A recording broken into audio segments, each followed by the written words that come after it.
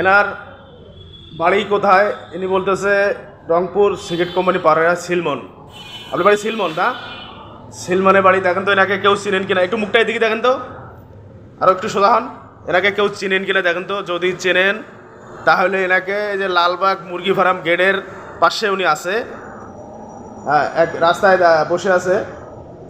তার পা মনে হয় যে কাটি ফেলা লাগবে, এই সিস্টেমে আছে।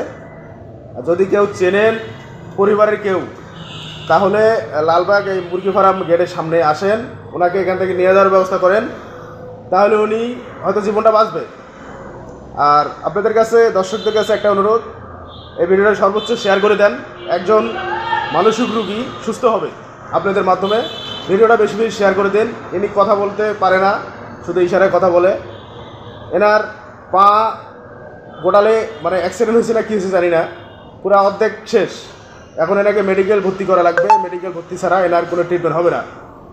তাই সবাই শেয়ার করে দেন ভিডিওটা, যাতে ওনার পরিবার দেখতে পারে। এবং যদি কোনো সমস্যা থাকে তাহলে আপনারা অবশ্যই এই লালবাগ মুরগি ফার্ম গেটের সামনে আসে, ওনাকে যদি আপনারা সরকারিভাবে কিংবা কোনো সংস্থার মাধ্যমে যদি কেউ চিকিৎসা করতে চান কিংবা করাইতে চান, তাহলে এখানে যোগাযোগ করিয়া এনাকে জীবনটা বাঁচান।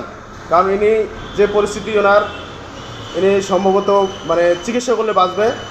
দেখেন ওনার পায়ে কী ধরনের মাছি, পায়ে প্রচুর মাছি, এই যে মাছি পড়তেছে ওনার, মানে এত পরিমাণে অবস্থা, উনি হাঁটতে পারতেছে না। তাই যদি কোনো সরকারি সংস্থা থাকে অবশ্যই যোগাযোগ করেন।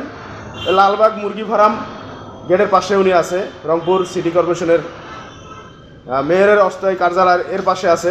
যদি কেউ উদ্যোগ নেন কিংবা মানুষের জন্য এসে একটু সাহায্য যদি করেন, তাহলে ওই লোকটা জীবন বাঁচবে। আপনারা ভিডিওটা বেশি বেশি শেয়ার করুন, সর্বোচ্চ শেয়ার করে দিন, যে ওনার পরিবার সহ যত সমস্ত লোক আছে দেখে, যদি ভিডিওটা আপনাদের সামনে যায় শেয়ার করে দিন, সবাই যাতে ভিডিওটা দেখে এবং ওনাকে ট্রিটমেন্টের ব্যবস্থা করে।